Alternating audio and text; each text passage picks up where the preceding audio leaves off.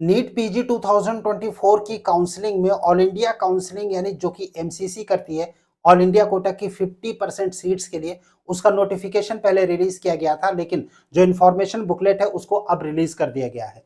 Rules and regulation क्या होंगे, कैसे पार्टिसिपेट करना है, रजिस्ट्रेशन कब कब होगा, 4 स्टेट की जो टोटल ऑनलाइन काउंसलिंग है ऑल इंडिया कोटा के लिए एमसीसी की नीट पीजी में 2024 में, उसके रूल्स एंड रेगुलेशन क्या है, प्रोसेस क्या है, कंप्लीट फ्लो चार्ट इस वीडियो में हम आप लोगों के साथ शेयर कर रहे हैं।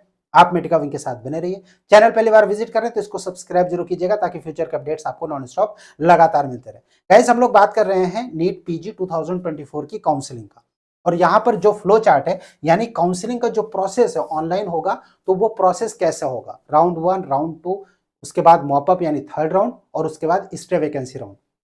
इस राउंड में कौन से कैंडिडेट एलिजिबल होंगे, रजिस्ट्रेशन की अपॉर्चुनिटी कब कब मिलेगी, चॉइस फिलिंग कैसे होगी, और जो फ्री एग्जिट है वो कब होगा, अपग्रेडेशन कब तक अलाउड होगा, वो कंप्लीट डिटेल हम इस फ्लो चार्ट के जरिए आप लोगों से डिस्कस करेंगे इस छोटे से वीडियो में।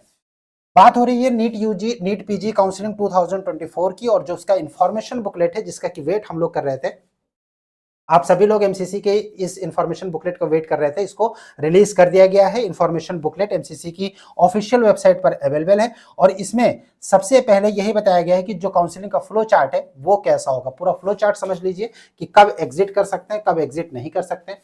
सबसे पहले रजिस्ट्रेशन होगा, ऑनलाइन काउंसलिंग होगी। पहली बात तो यह है कि जो काउंसलिंग होगी टोटल ऑनलाइन होगी, चारों राउंड की काउंसलिंग ऑनलाइन होगी, और जो डीम्ड कॉलेजेस की सीट्स हैं जिनकी 100% सीट की काउंसलिंग एमसीसी करती है, उसके जो स्टे वैकेंसी की काउंसलिंग है वो भी ऑनलाइन ही होगी, ऑफलाइन में नहीं होगा। 2023 से ऑनलाइन काउंसलिंग जो है स्टे वैकेंसी राउंड की होनी शुरू हुई थी डीम्ड कॉलेजेस की, क्योंकि डीम्ड में कुछ सीट्स जो बचती थी वो फिर वो मेरिट जो है वो फॉरवर्ड कर दिया जाता था डीम्ड कॉलेजेस को, लेकिन अब उसे रोक दिया गया है 2023 से। और ऐसे में जो फर्स्ट राउंड की काउंसलिंग होगी उसमें कैसे रजिस्ट्रेशन होगा, रजिस्ट्रेशन सबसे पहले स्टूडेंट्स को करना है। फर्स्ट राउंड की काउंसलिंग होगी और उसके बाद चॉइस फिलिंग होगी।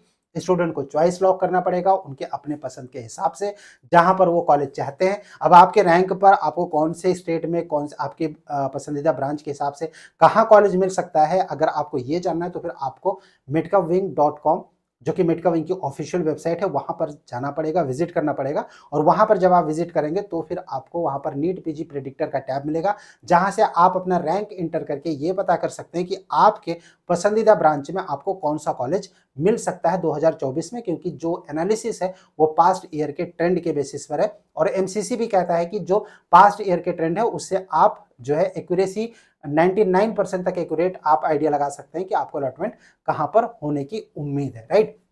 फिलहाल अगर हम बात करें फर्स्ट राउंड की जो काउंसलिंग है उसका सीट अलॉटमेंट होगा, राउंड 1 सीट अलॉटमेंट हुआ कैंडिडेट को या फिर नहीं हुआ। अगर नहीं होता है नेक्स्ट के जो राउंड होगा, second round, third round, fourth round, उसके लिए कैंडिडेट एलिजिबल होगा। नया से कोई भी रजिस्ट्रेशन सेकंड राउंड में कैंडिडेट्स को नहीं करना है। अगर मान लीजिए कि कैंडिडेट को सीट अलॉटमेंट होता है, उस केस में आपको दो ऑप्शन आपके पास है। आप या तो कॉलेज में रिपोर्टिंग कीजिए, वहां पर जाके सारी फॉर्मेलिटीज कीजिए, डॉक्यूमेंट सबमिट कीजिए, और या फिर आप फ्री एग्जिट लेना चाहते हैं, यानी वो कॉलेज आपको पसंद नहीं और आप उसे छोड़ना चाहते हैं, तो फिर आप उसे एग्जिट कर सकते हैं। आपकी जो सिक्योरिटी है वो फोरफिट नहीं होगी, फ्री एग्जिट है। सेकेंड राउंड में आपको कोई भी सिक्योरिटी पेमेंट नहीं करना पड़ेगा, आप नॉर्मली अप्लाई कर सकते हैं। आपको सिर्फ चॉइस फिलिंग करना है सेकेंड राउंड में, आपको नया रजिस्ट्रेशन नहीं करना है। लेकिन अगर आप कॉलेज को ज्वाइन करते हैं और उसके बाद आप चाहते हैं कि हम कॉलेज की सीट को होल्ड करें और उसके बाद अपग्रेडेशन के लिए अप्लाई करें, तो आप वो भी कर सकते हैं। फर्स्ट राउंड में आपको कॉलेज मिला, उसके बाद आप कॉलेज में अपग्रेडेशन के लिए यस करेंगे। कॉलेज में आप बताएंगे विलिंगनेस आपकी कि आप सेकेंड राउंड में अपग्रेड करना चाहते हैं। ऐसे केस में कॉलेज में जब रिपोर्टिंग करने के बाद आपकी सीट आपके पास बनी रहेगी। सेकेंड राउंड में अगर कॉलेज आपका अपग्रेड होता है, दूसरा मिलता है, तो फिर ये कॉलेज ऑटोमेटिकली छूट जाएगा। अगर नहीं मिलता है उस केस में ये कॉलेज आपके हाथ में बना रहेगा, राइट। सेकेंड राउंड की जो काउंसलिंग होगी उसमें नया रजिस्ट्रेशन होगा, और रजिस्ट्रेशन के बाद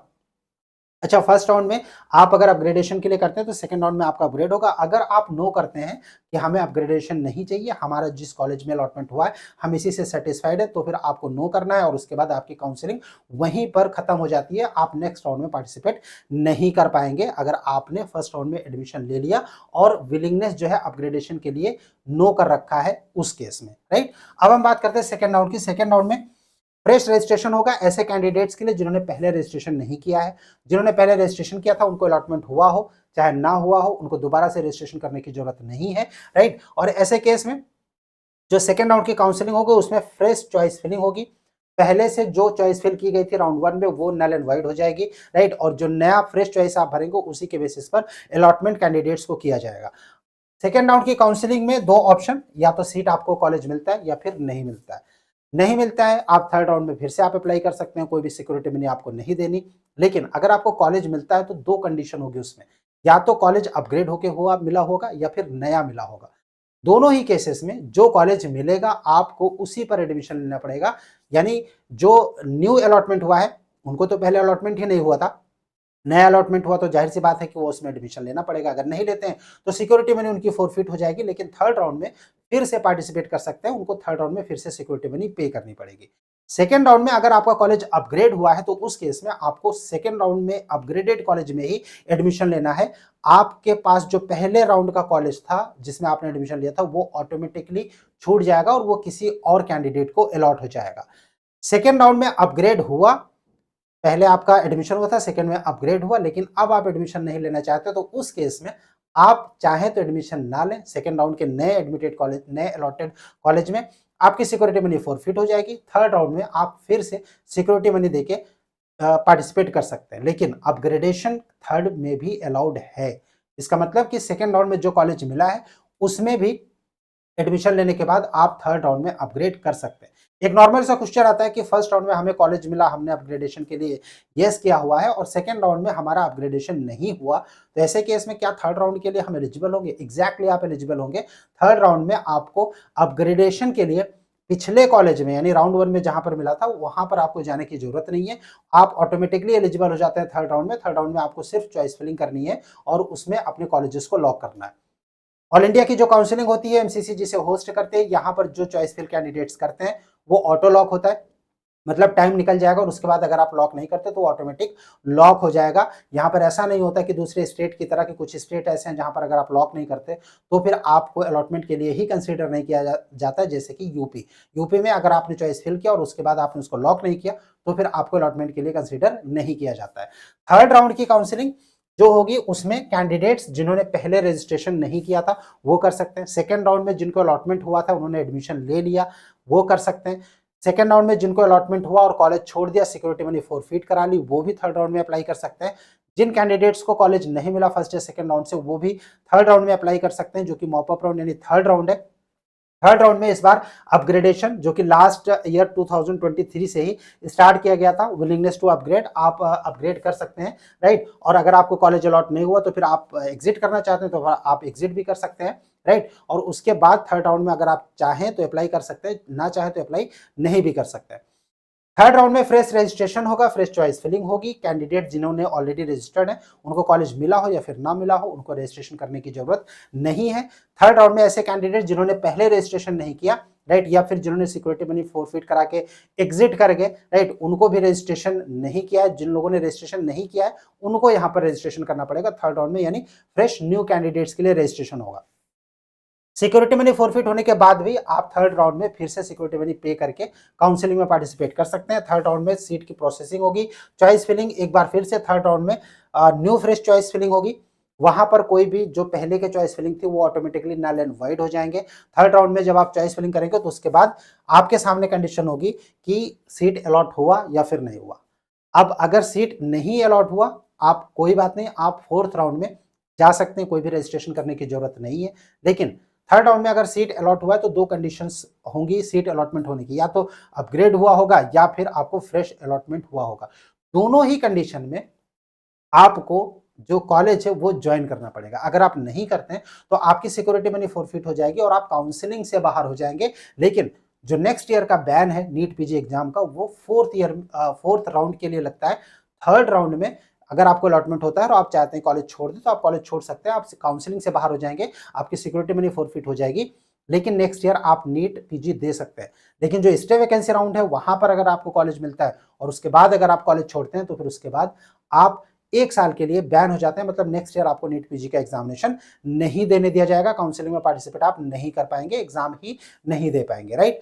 अब हम बात करते हैं थर्ड राउंड की। थर्ड राउंड में सेम वही प्रोसेस, अपग्रेड होता है, राइट, और उसके बाद ज्वाइन आपका अपग्रेड नहीं होता है तो फिर आपकी सीट बनी रहेगी सेकंड राउंड की, वो आपका फाइनल एडमिशन माना जाएगा, आप वहां से रिजाइन नहीं कर पाएंगे।